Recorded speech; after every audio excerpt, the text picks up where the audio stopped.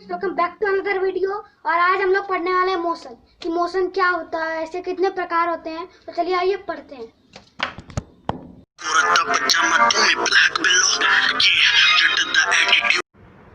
आज हम लोग गति के बारे में पढ़ेंगे। गति यानी मोशन। गति क्या है?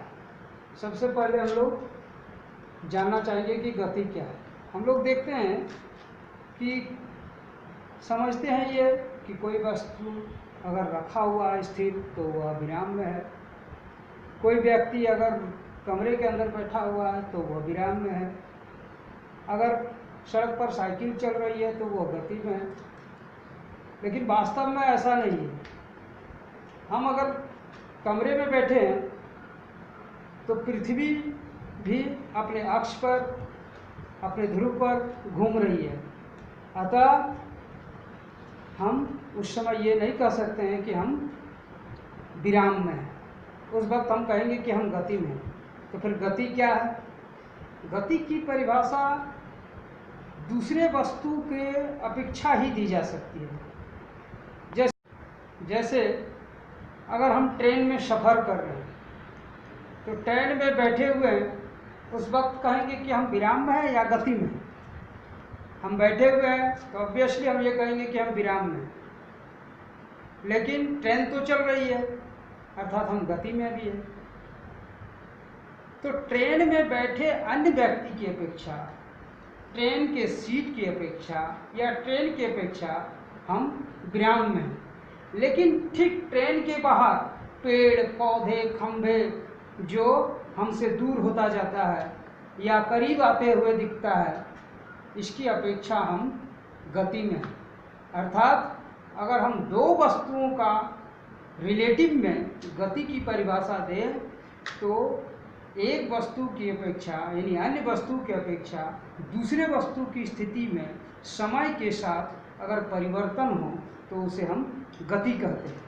और अगर एक वस्तु की अपेक्षा दूसरे वस्तु की स्थिति में समय के साथ कोई परिवर्तन नहीं होता है तो हम कहेंगे कि वो वस्तु विराम में है। ठीक है। अब हम लोग पढ़ेंगे गति के प्रकार। हम लोग पढ़ रहे थे गति।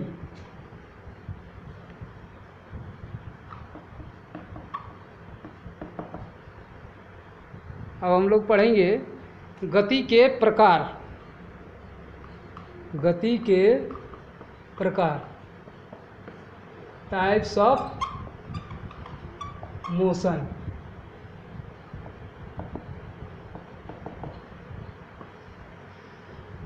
पहला है रैखिक गति, लीनियर मोशन। एक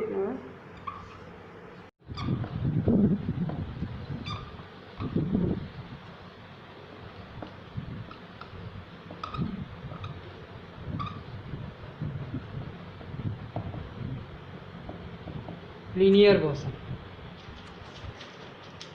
रैखिक गति किसे कहते हैं? रैखिक गति का मतलब है कि जब कोई वस्तु एक सरल रेखा में या वक्र रेखा में गति करती है तो इस प्रकार की गति को रैखिक गति कहते हैं। जैसे रास्ते पर साइकिल चलाता हुआ बालक, व्यक्ति, या पटरी पर चलता हुआ ट्रेन, ये सभी रैखिक गति के उदाहरण हैं। दूसरा है वृत्तीय गति। वृत्तीय गति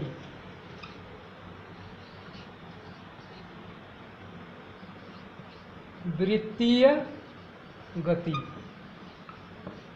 सर्कुलर मोशन।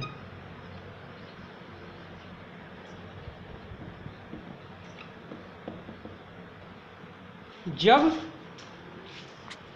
कोई वस्तु या कोई कण किसी वृत्त की परिधि पर घूमती है या चलती है या गति करती है तो इस प्रकार की गति को वृत्तीय गति कहा जाता है।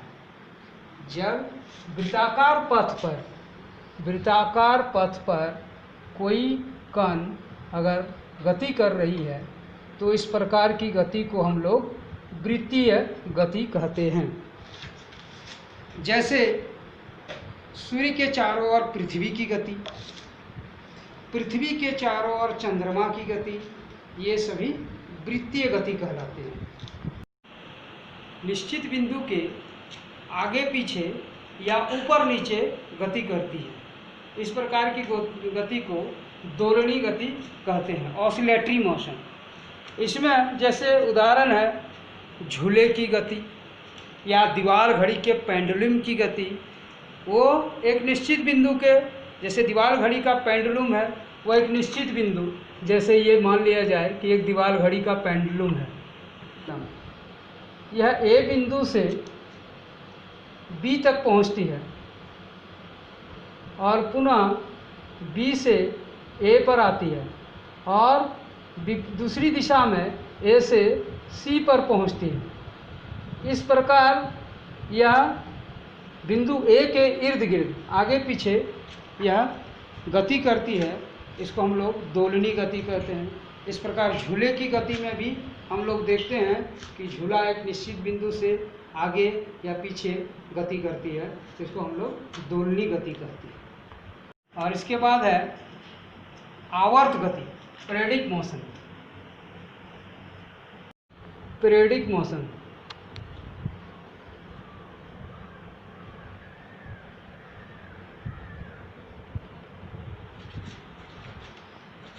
इस गति में कोई वस्तु एक निश्चित समय अंतराल में अपने गति को दोहराता रहता है। जैसे अभी हमने बताया दोलनी गति में, ऑसिलेटरी मोशन में घड़ी के पेंडुलम की गति।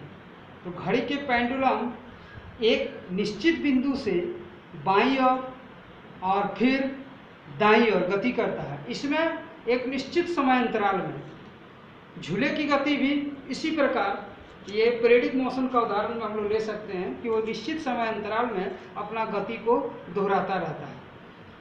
तो इस प्रकार गति को हम लोग क्या कहते हैं? आवर्त गति। ठीक, तो आज हम लोग सीख चुके हैं कि गति या मोशन कितने प्रकार के होते हैं, टाइप्स ऑफ मोशन। और हम अगले दिन नेक्स्ट क्लास में हम लोग पढ़ेंगे दूरी, डिस्टेंस, और विस्थापन, डिस्प्लेसमेंट के बारे में, कि दूरी क्या है और विस्थापन क्या है।